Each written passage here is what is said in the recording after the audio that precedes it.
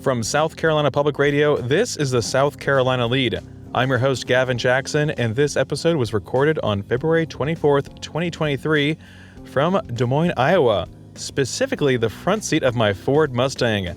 Yeah, baby. Listen to these horses. Yeah, they're running out here in the Midwest, folks. It's a 2022. And just so you know, some information in this podcast may have changed by the time you've heard it, but this Mustang will always be. This episode features our final look at Republican presidential candidate Nikki Haley's first campaign swing through the early voting states of New Hampshire and Iowa since publicly launching her campaign on February 15th in Charleston. And yes, Russ McKinney will give us an update on what happened at the State House this week. Now, the Lede loves to hear from everyone, from people in power to the people that hold the power. Folks like you. So give us a shout, tell us what's on your mind, give us your hot takes, your unpopular opinions, or any questions you want answered at 803-563-7169. We love hearing from you guys. Tell us about your travels, what you're doing, if you're still adhering to your New Year's resolution. I didn't make any this year, but I'm sticking to them. 803-563-7169.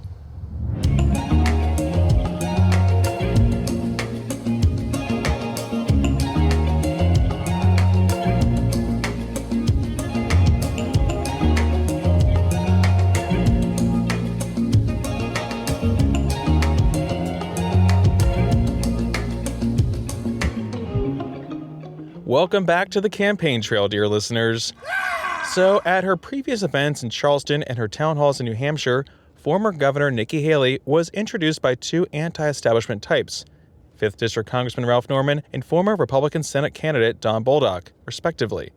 But at her first event in Iowa, she was introduced by Governor Kim Reynolds, who is not endorsing any candidate for the 2024 caucus, but her presence was undeniable given her influence as a rising star in the Republican Party, kind of just like Nikki Haley.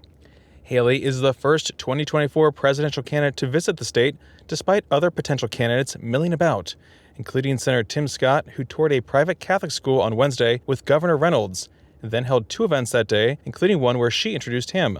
We'll have more Scott coverage on Tuesday, including his message, which sounded very similar to 5 speeches that I've heard recently.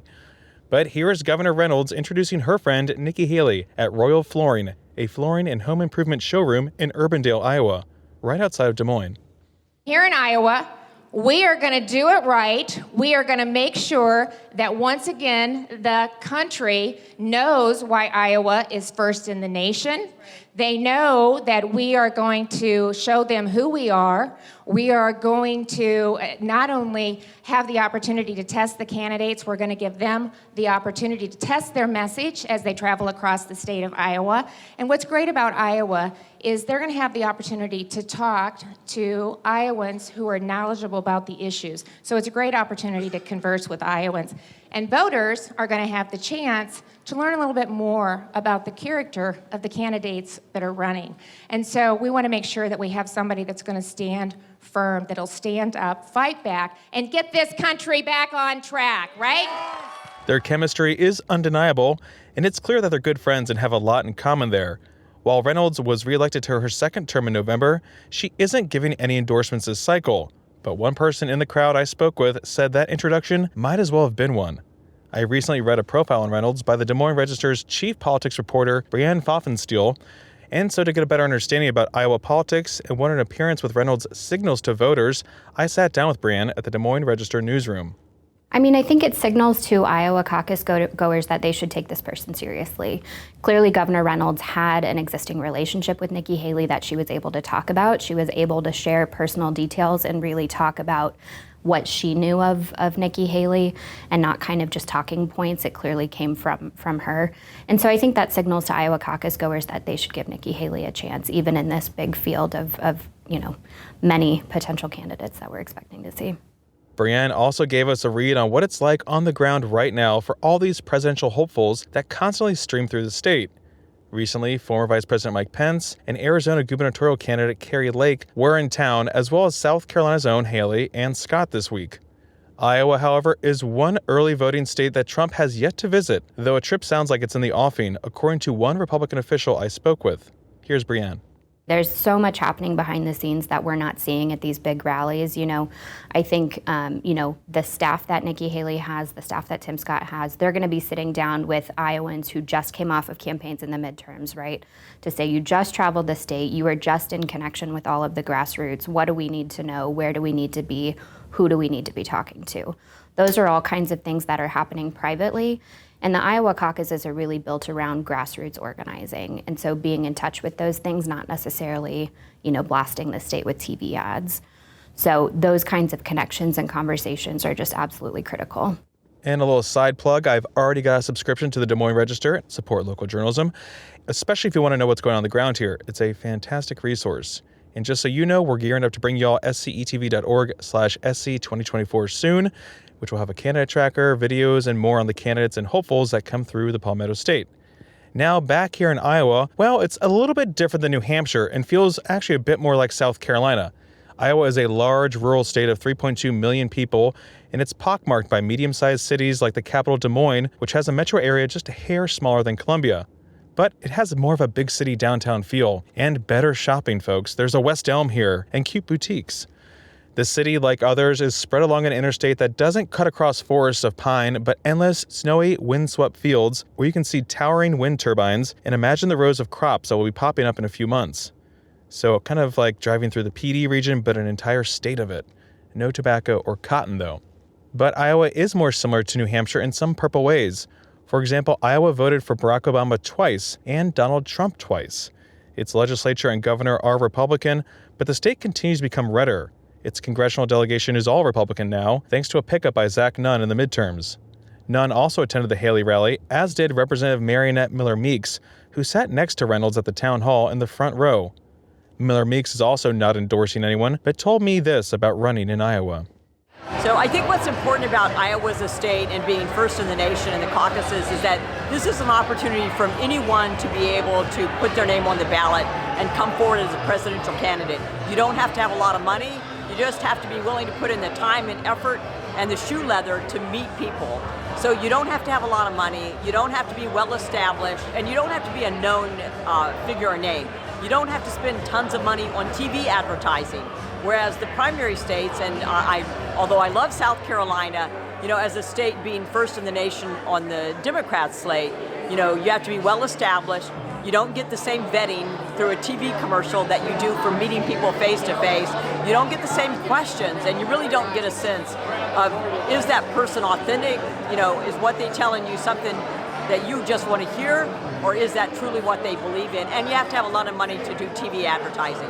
You just don't get a sense of who a person is from a TV advertisement than you do if they come to your door or if you're with them at a meeting asking them what they believe in and what they're going to do. So that might be tricky for someone like Trump to get out and about in these 99 counties and press the flesh when donors and staff are drying up, and other opponents like Haley are set to put the time in on the ground here. As for Miller Meeks, she'd like to see a smaller field of candidates, which many people I talked to also want, as it would prevent Trump from dividing and conquering the field like he did in 2016. I'm hoping that, we know on the Democrat side there probably will be one candidate, as typically a president will run for re-election. On the Republican side, I am hoping that the field is a little bit smaller this time around. Iowans got a chance to hear and see Haley up close like those did in New Hampshire. At this stop in Urbandale, she took several questions from the audience, more than the typical 3 in New Hampshire, and had this one posed to her by Gary Loeffler, who has previously run for Congress. Why should we vote for you in the caucus instead of perhaps someone like Trump? Because I don't think you have to be 80 years old to be in D.C. I really don't. Look, President Trump is my friend. I think he was the right president at the right time. He came in, he broke the things that needed to be broken, and he fixed them, and I was proud to serve in his cabinet. But we, as dire of a situation as this is, as much as all the media and everybody wants to talk about the past, we need to leave the status quo in the past. We've got work to do. We've got to look forward. We've got to figure out what we're going to do for America. This is bigger than a person. This is bigger than a person.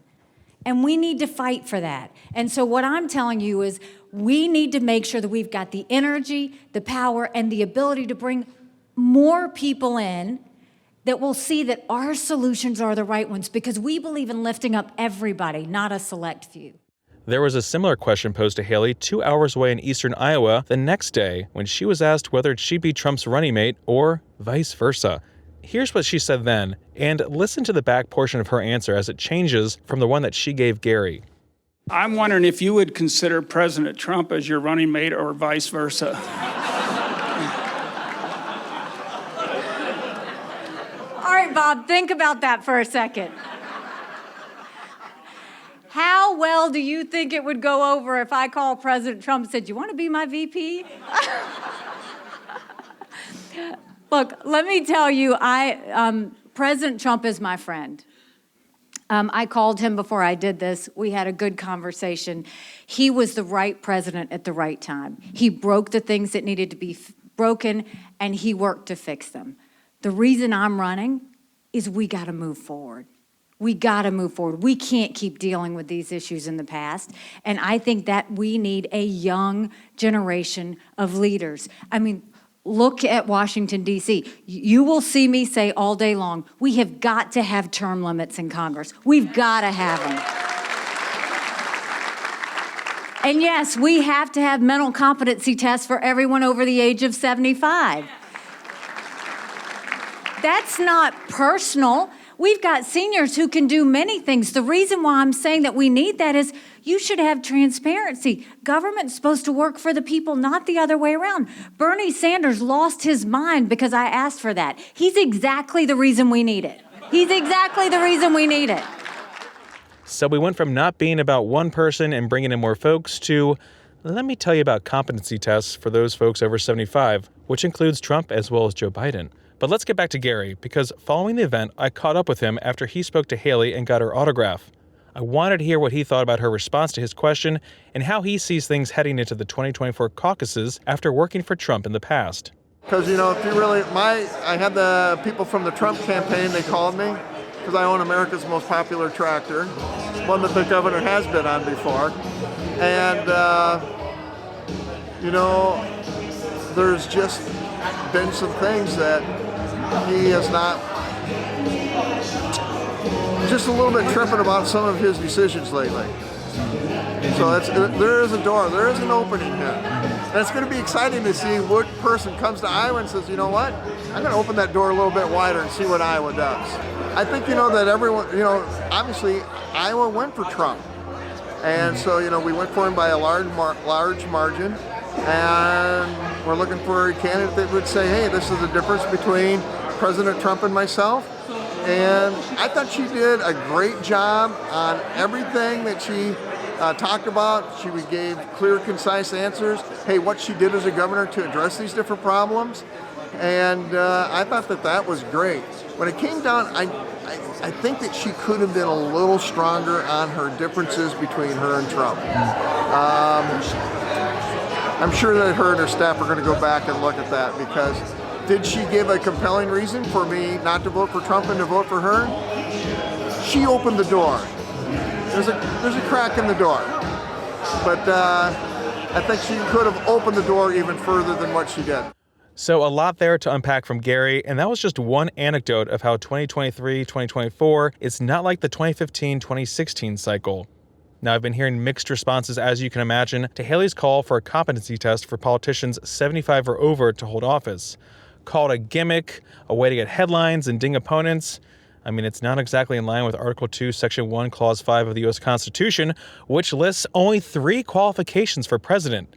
You gotta be at least 35 years old, be a natural-born citizen, and must have lived in the United States for at least 14 years. But Donald Stiefel, who is 82, heard Haley in Urbandale and said if she's serious about this, then she shouldn't discriminate based on age. We follow the candidates. This is the first time I've been around Nikki Haley. I knew some of what she did as ambassador working for President Trump. I didn't follow her as governor at all, but I liked what she had to say tonight. I just talked to her a minute ago. I'm 83 years old in a couple of months, and I didn't like that she was going to limit the candidates. If you're going to have a competency test, don't age discriminate.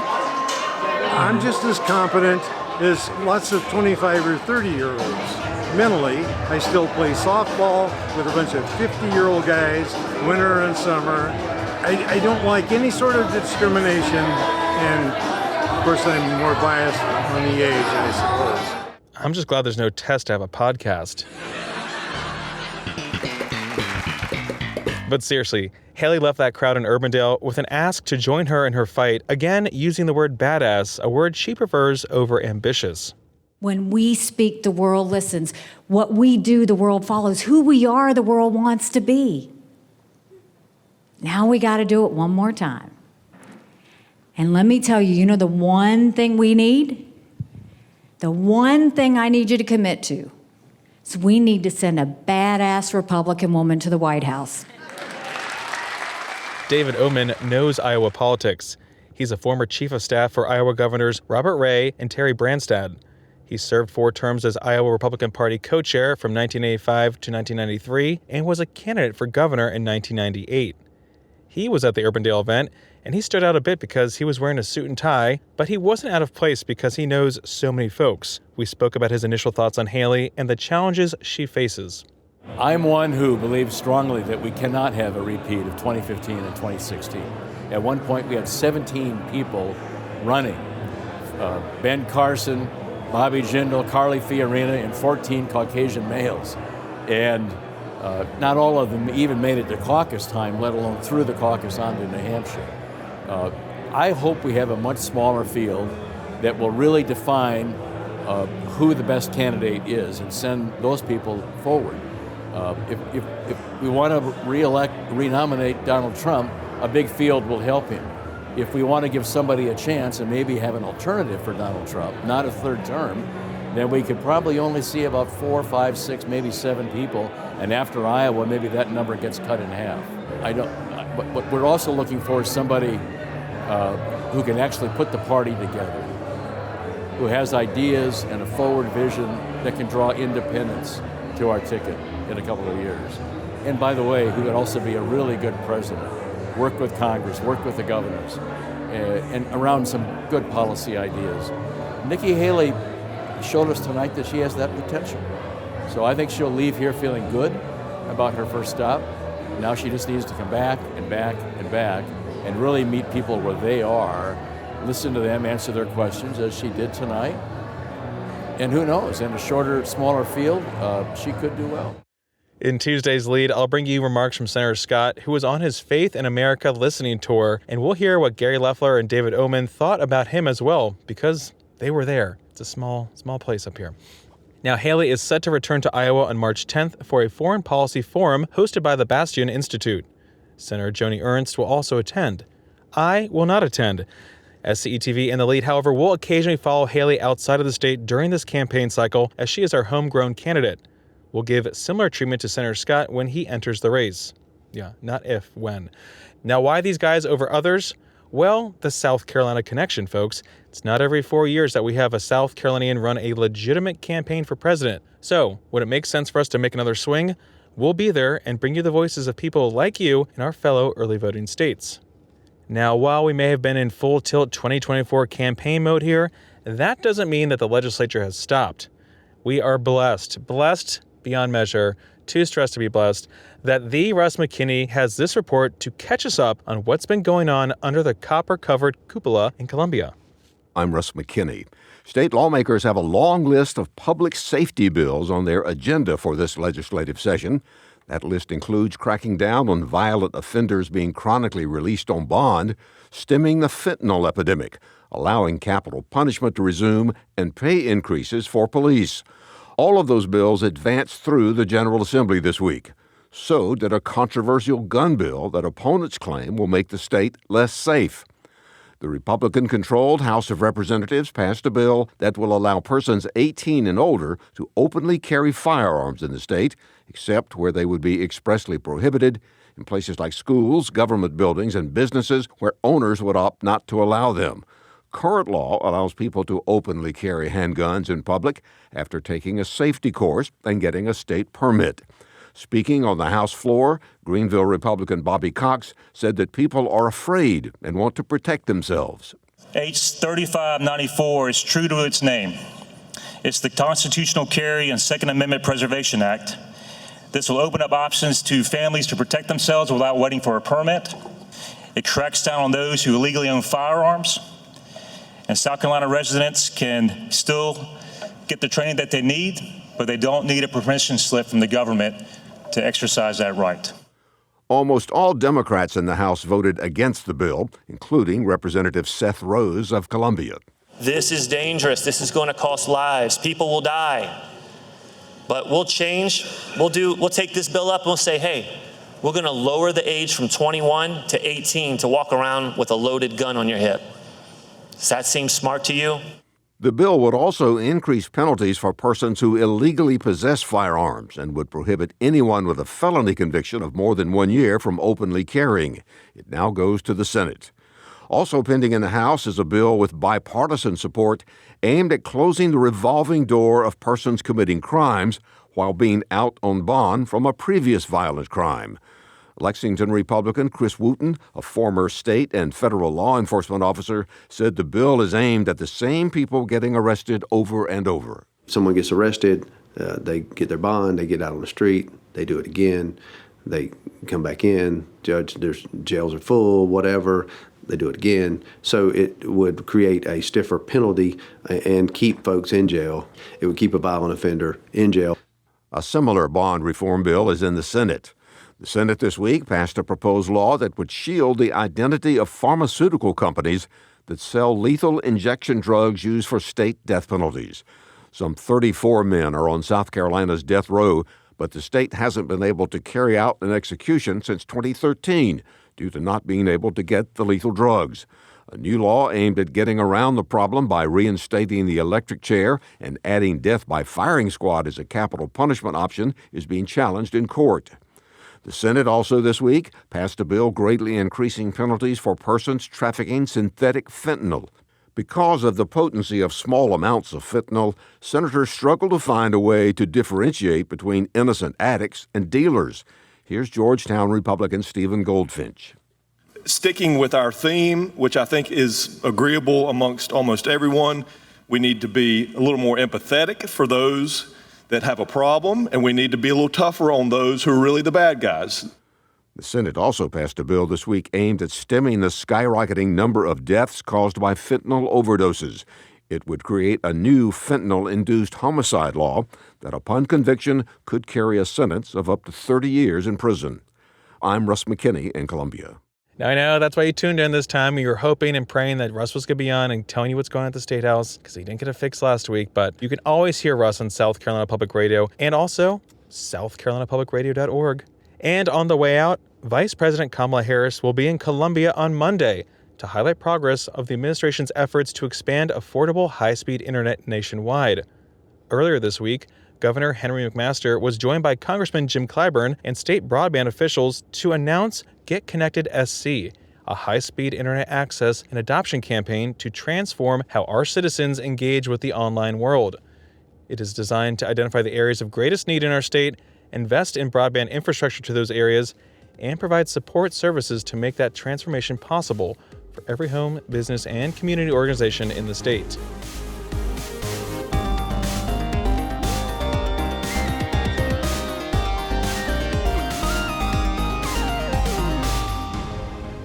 Welcome to the wind down section, our little break from the news, and we're glad you're here. Honestly, I mean that. I'm honestly glad that you're here. It's our chance to talk, just us, just talk about things not news related. You know, the weather, how you're doing, how's your family doing? It's our time also to workshop our FM radio drive time voices. At yes, I've been doing a lot of driving in the Mustang. I'm learning things about America doing that bits I've never by known. yourself. You wouldn't believe the bits. I have all this audio tape. I got a lot of tape for you to digest when we get back. A lot of notes. But A.T. Shire, Leeds producer, good to see you. Good to hear from you again. You've been keeping me grounded, A.T. Thank you, yes. Ways you don't even know. That sounds to me like I'm just this heavy rock holding you back and down. Yes. But anyway. Suffocating me like these boots that I've been forced to wear all the time up here because it's so cold. Absolute prisons. I just want to let everyone know that it's 16 degrees here. It's been roughly around this temperature the entire time. I haven't gone outside without a jacket on, but I'm told that South Carolina, it's very similar, right? It's almost the same. It is a mere 60 some odd degrees difference. Okay. Yeah, so basically the same. You'll feel completely normal when you get back here. No, it's so wrong how warm it is here. The pollen is out. I've had cicadas outside my house. Like what? It's February. This is sick and disgusting weather. It's you know, gray and cold here. There was ice. We missed this giant blizzard that moved through, thank God, because it all went north. Lucky, but I would have been stuck here. They would have tried to keep me here. They're trying to keep me here. I got to get out of here.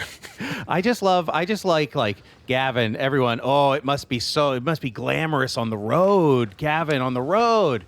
And at first he was recording in nice hotel rooms, and now here you are sitting in your sports sedan. Yeah, I know. It was funny sedan. because again, they gave me the option. They're like, "Oh, do you want the Jeep Gladiator, which I had in New Hampshire, or do you want the Mustang?" I was like, "Give me the Mustang," because I looked at the weather. I was like, "Oh, we'll be okay," because there's no. I asked for all-wheel drive. They don't have that. I was like, "Oh, it's not. It's gonna be a little rainy, whatever." And it's a convertible Mustang, by the way, which I did. Of course, I did drive with the top down once because it was a balmy 55 degrees on like Tuesday, and I was like, "Screw it! I'm just driving around town. Let me just do this." Now it's, like I said, 16 degrees. I love that The top for is not you. down. 16 degrees in the front of your Mustang, in your It's Stang. gray. It's sad in my Stang, but I keep always, when I tell people this, because I'm telling everyone that I talk to, I'm like, "Oh, it's a Ford Mustang." Like I'm like, you gotta brand it, right? It has to. It's not just it's a Ford Mustang. Yeah. You're brand specific. I get that. No knockoff Stangs. Okay. It's like one of the first things I talked to Brianna about when she like came down to get me at the Des Moines Register. I'm like, "I got a Mustang, a Ford Mustang." So every time I see her on the trail, she's like, "How's the Mustang?" I was like, "She's a little challenged with the ice right now." You should see her out there. Anyway, Gavin, there's one thing before we go I want to touch on. So we went from Chicken Tenderville up Capital. in New Hampshire, right? And so now you're in Des Moines. What's the food like on the trail there? Let's talk about this, because you sent me a concerning photograph. I'll preface it with this. I'm staying in like West Des Moines, which is just a sprawling area of like shops and everything that you would ever want. Like there's an Ulta, there's a Texas Roadhouse, there's hotels, there's all these different things. Who like could you would want see. anything more? Who could want anything more than that? Ulta, Texas Roadhouse, Starbucks, like, there's also Trader Joe's, there's a Walmart. So I'm like a mile from the Trader Joe's. I was like, "Oh, this is great. I can buy groceries. I have a fridge, no microwave." Annoying. So I've just really been kind of subsisting off of chicken pesto wraps from like Trader Joe's, and everyone's like, "What do you mean you're not going to the local bakery?" And I'm like, "Baby, when I'm not like running around carrying gear all day, I'm like shoveling whatever basic food I have in my mouth." Yes. You always ask what I am, like why I only eat basic foods all the time. It's because this is what my true self is. Running and gunning, grabbing anything for sustenance, and then living. Now, on my day off, I was like, "Oh, maybe I'll go somewhere nice. Maybe I'll do something nice." Didn't really get around to doing that. I did go to a local gas station chain called Casey's General Store, which my friend Mary Green at WIS said, "You got to go have a breakfast pizza." And I was like, Jesus. At the gas of course. station. At the gas station. At the gas station. As one does. This is the photograph that we're getting to finally. And I want to, I have to describe my eating habits because they're just tragic, as we know. I have a loaf of bread in the bag, too, I'm going to bring with me on the plane. Good for you. It's good Trader Joe's bread. Good for you. Pan. So I go to the gas station. It's not quite a Sheetz. It's a sadder version. But the only thing that you can order there is the pizzas. I was like, "Okay, give me this breakfast pizza." I had to order a small, which was fine. But it was just, it's cheese, and I think there's some, then I got the sausage version, so it's like cheese, white cheese. I think there's a cheddar cheese in there too. I think there's some egg. I couldn't really distinguish it because I've been eating all these red sad. sauce. No red sauce. No, there's no sauce. No, I didn't detect any sauce. Very sad. And it goes in line with all my sad breakfasts that I've been having at the hotel too. The pallor of this pizza, the color of it was just unnaturally pale. Yes. It was concerning. I was scared for you, honestly. And I'm glad you have the Mustang to really up the levels. Yes, it really boosted my balances immune it out. system. Yeah. If anything, it made me more strong. What doesn't kill you does make you stronger. We do know that. That is law. I did, it's been like 12 hours since I had the pizza. I'm still here. I have had no negative reaction to it. I don't think your body, even with your pill to handle your my dairy lactose situation. intolerance. Yeah. I don't think it wouldn't help at all. It'd just be like... This was pure kryptonite for me. So we've gone from the food, the chicken tender capital to gas station pizza, breakfast pizza. What is this?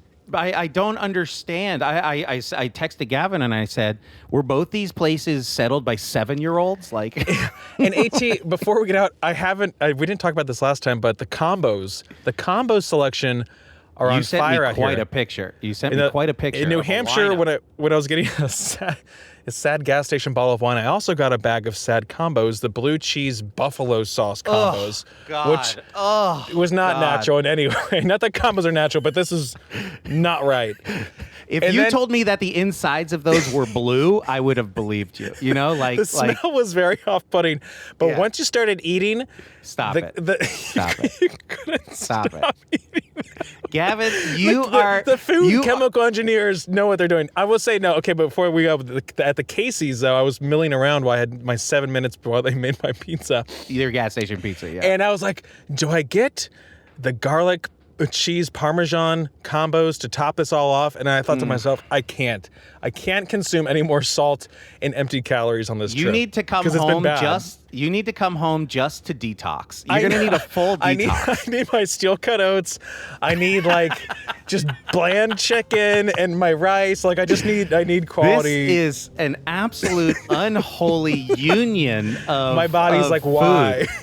Yeah, this is bad. So you got to come home, okay? Yeah. Everyone wish Gavin safe travels. Safe travels. He will be in the state come Monday and Tuesday. So let's go, Gavin, okay? Yeah, thank you so much, guys. Your thoughts and prayers, I have felt them.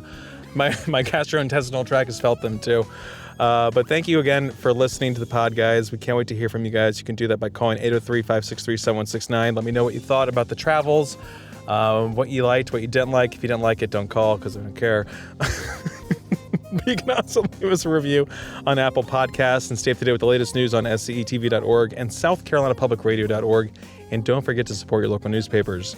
For the South Carolina Lede, I'm Gavin Jackson. Be well, South Carolina. I've been driving this entire episode.